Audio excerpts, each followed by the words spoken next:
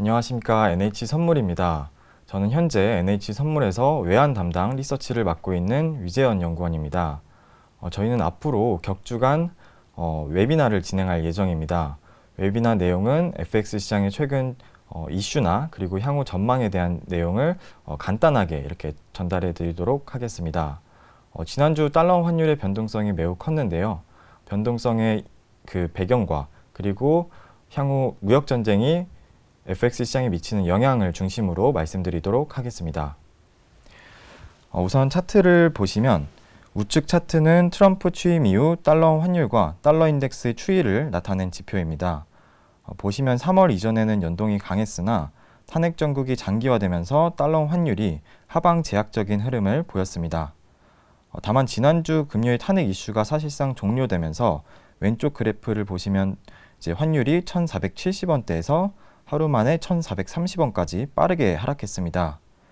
그런데 금요일 저녁에 환율이 다시 1,460원대로 올라온 게 보입니다. 이건 중국이 이제 미국의 관세에 대응해서 보복 관세를 예고했기 때문인데요.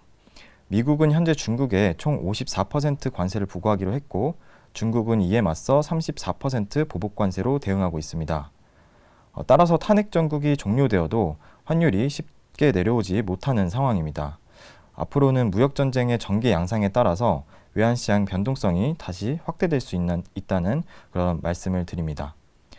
만약에 관세를 실제로 그럼 부과한다면 달러는 약세이냐 강세이냐가 중요합니다. 과거 사례를 보면 관세 자체는 달러 강세 재료가 맞습니다. 관세라는 자체가 글로벌 시장 전반에 충격을 주는 재료인데요. 달러화는 코로나와 같이 과거 불확실성이 확대되는 국면이나 금융위기에 모두 강세를 보였습니다. 따라서 관세 정책이 글로벌 시장에 주는 충격을 감안하면 달러화는 강세로 반응하는 게 일반적입니다. 또 한 가지는 미국의 경기가 좋을 때 달러가 강세를 보입니다. 코로나 이후 달러화 강세가 이런 케이스인데요. 타 국가 대비 미국의 성장률이 상대적으로 좋다면 달러화 강세가 유지됩니다. 만약 관세를 부과하게 되면 미국에도 일정 수준 타격이 있겠지만 사실 미국으로 수출을 하는 국가가 더 큰 타격을 받습니다.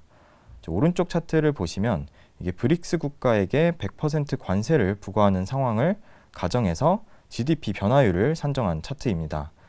보시면 미국이 가장 적은 타격을 받는 것으로 나타나고 있습니다. 관세 자체는 달러와 강세 재료로 해석되는 게 보통입니다. 그런데 이제 다음 페이지를 보시면 트럼프가 4월 2일 상호 관세를 발표하고 달러화가 거의 2.7%가량 급락했습니다. 이는 미국의 경기 침체를 반영해서 떨어진 것이라 볼 수도 있지만 사실 달러화에 대한 신용도가 하락한 부분이 크다고 보고 있습니다. 오른쪽 차트를 보시면 글로벌 중앙은행의 외환보유고나 스위프트에서 집계하는 국제 결제 시스템에서 달러화가 차지하는 비중이 압도적입니다. 그만큼 글로벌 시장에서 달러화가 가장 많이 유통되고 있는 상황인데 관세를 상당히 높게 부과하면서 무역 분절화를 일으킨다면 달러의 패권이 흔들릴 수 있습니다. 최근 달러화 급락은 이런 측면에서 해석하시면 좋을 것 같습니다. 안전통화 하면 보통은 달러를 떠올리지만 달러가 흔들릴 때는 그 다음으로 스위스 프랑, 일본 엔화, 그리고 유로화가 안전통화로 꼽힙니다. 그래서 최근 2주간 통화가치 변동률을 보시면 말씀드린 세 개 통화가 가장 큰 폭으로 강세를 보였습니다. 따라서 달러화가 하락한 게 안전자산에 대한 그런 심리가 흔들린 게 아니고 달러화에 대한 선호가 다른 통화로 이전된 것으로 이제 보고 있습니다. 반대로 가장 큰 폭으로 하락한 통화를 보시면 호주 달러와 뉴질랜드 달러가 눈에 띕니다. 이 두 국가의 공통적인 특징은 중국에 대한 수출 비중이 매우 높다는 사실입니다. 다음 이제 그래프를 보시면 2024년 기준 이게 전체 수출에서 미국과 중국 수출이 차지하는 비중입니다. 보시면 호주는 35%, 뉴질랜드는 25% 순으로 굉장히 높습니다. 따라서 무역 전쟁이 미국과 중국 중심으로 이루어질수록 호주와 뉴질랜드 달러가 크게 약세를 보이고 있는 상황입니다. 다만 옆에 보시면 한국의 수출 비중도 볼 수 있는데 24년 기준 중국 수출 비중이 20% 수준으로 가장 큽니다. 그래서 정리하자면 원화는 아까 말씀드린 이제 위험 통화에 속해서 안전자산 심리가 지속되면 약세가 계속될 수 있습니다. 게다가 중국과 미국 모두의 수출 비중이 커서 무역 전쟁이 불거지면 약세 압력에 쉽게 노출될 수 있습니다. 게다가 원화는 전통적으로 위안화와 연동이 굉장히 강한데요. 2018년 무역 전쟁 당시에 중국이 위안화를 10% 넘게 절하한 그런 사례가 있습니다. 이번에도 만약에 트럼프 관세에 대응해서 위안화를 절하한다면 원화도 동시에 절하될 위험이 있습니다. 이제 정리하자면 무역 전쟁이 가시화되면 원화는 약세가 불가피하다입니다. 만약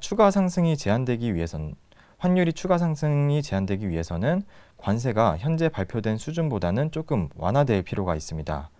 미국은 지금 모든 국가에 10% 관세를 기본으로 부과하고 국가별로 차등화된 상호 관세를 추가로 부과했습니다. 한국의 경우 25%, 중국은 54%, 일본은 24% 수준입니다.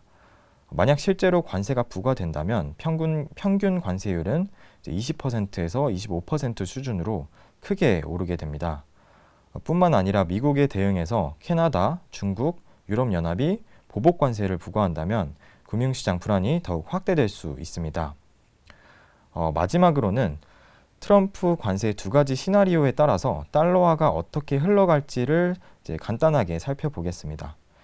시장의 의견은 트럼프의 관세가 협상용이다, 아니면 실제로 강행할 거다라는 두 가지 시나리오로 나뉘고 있습니다.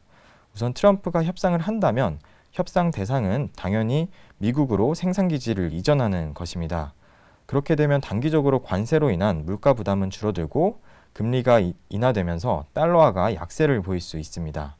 다만 장기적으로 보면 미국으로 생산기지를 옮기게 된다면 미국의 인건비가 높고 그만큼 생산 비용이 높아지기 때문에 물가가 다시 상승하고 달러화가 다시 강세를 보일 수 있습니다.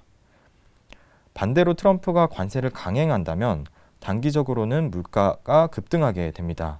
이렇게 되면 연준은 당연히 금리 인하를 늦추게 되고 여기에 더해서 각국 중앙은행들이 자국 통화를 평가절하하게 된다면 달러화는 강세를 보이게 됩니다. 다만 공급발 인플레이션이 지속되면 소비자 부담으로 이어지고 장기적으로는 경기 침체가 불가피합니다.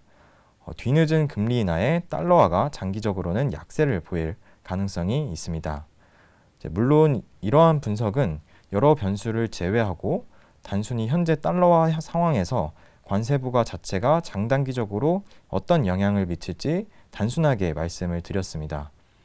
사실 관세 정책 자체에 대해서 현 시점에서 전망하는 게 쉽지는 않습니다. 당분간은 미국과 주요국의 협상 가능성이 어떻게 전개되는지 지켜보면서 외환시장 변동성에 대응하는 게 중요해 보입니다. 지금까지 NH선물의 위지원 연구원이었습니다. 감사합니다.